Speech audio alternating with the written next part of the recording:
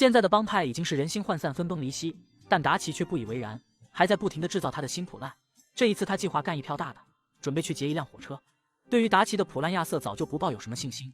他现在最关心的是帮派里的女人和孩子，他希望达奇能保证他们的安全与自由。对于亚瑟的这个要求，达奇还想像以前一样敷衍了事，说几句漂亮话蒙混过关，但没想到亚瑟却咬住不放，说这是他所坚持的立场，达奇必须答应他这个条件。感觉自己被威胁，达奇很是气愤，但此次行动离不开亚瑟的参与，无奈之下，达奇只得答应亚瑟的这个条件。接下来，达奇率领帮派众人前往圣丹尼斯，在路上，达奇还不忘记给众人洗脑。他说这一次要抢的火车上面有大量的现金，只要干上这一票，他们就可以远走高飞了，然后去纽约或者芝加哥，到时候想去哪里就去哪里。对于达奇的这些陈词滥调，众人的耳朵早就磨出茧子了，此时恐怕没有几个人还会信以为真。很快，众人浩浩荡荡地来到圣丹尼斯火车站，没想到那辆火车根本就没有减速，达奇只得带领众人骑上马追赶火车。等靠近了火车，亚瑟与约翰跳上火车，面对人数众多的守卫，两个人简直是降维打击。此时亚瑟的身体虽是大不如从前，但他的枪法一如既往的准，只见他一枪一个，在他的枪下就没有人能活着回去。后来一个守卫中弹后引燃了车厢，亚瑟与约翰只得骑上马，绕过燃烧的车厢，然后再一次跳上火车。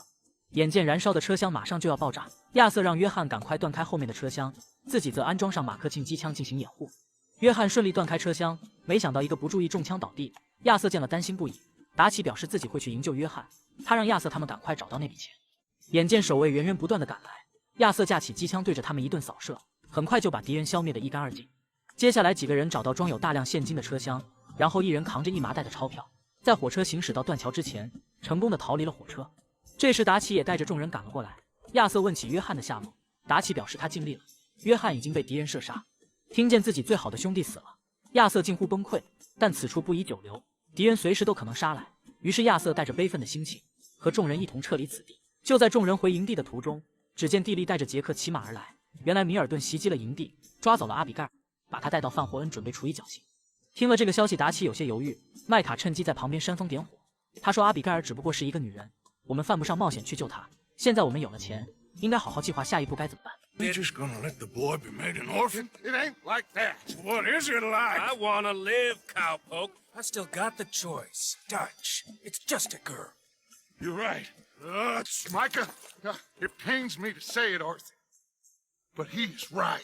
Touch! Come on, boys. 看到达奇他们离去的背影，亚瑟陷入深深的绝望。好在有女武神沙迪留了下来，愿意陪着亚瑟去营救阿比盖尔。对此，亚瑟感动不已。亚瑟将所有的钱都交给蒂莉，让他和杰克找一个安全的地方躲起来，并嘱咐他一定要开始新的生活。蒂莉感谢亚瑟，并表示会常常想念他。接下来，亚瑟和沙迪骑上马，赶去营救阿比盖尔。等两个人来到范霍恩，沙迪担心亚瑟的身体吃不消，于是就体贴地拿出狙击枪让他进行掩护。亚瑟表示自己的身体没有问题，他现在还很能打。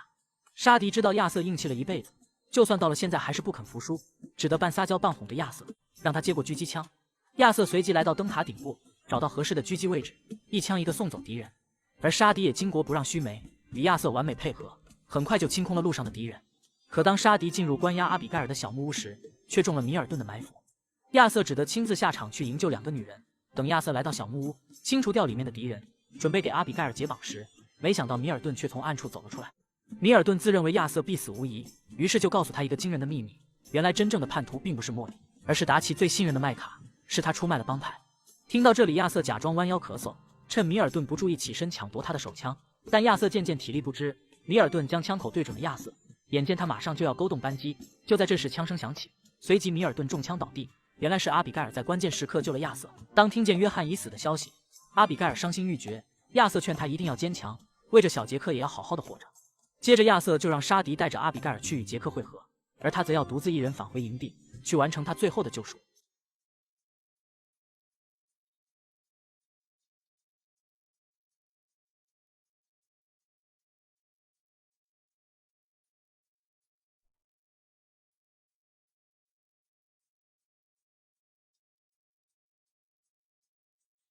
The many miles we walk, the many things we learn, the building of a shrine, only just to burn. That's the way it is. That's the way it is.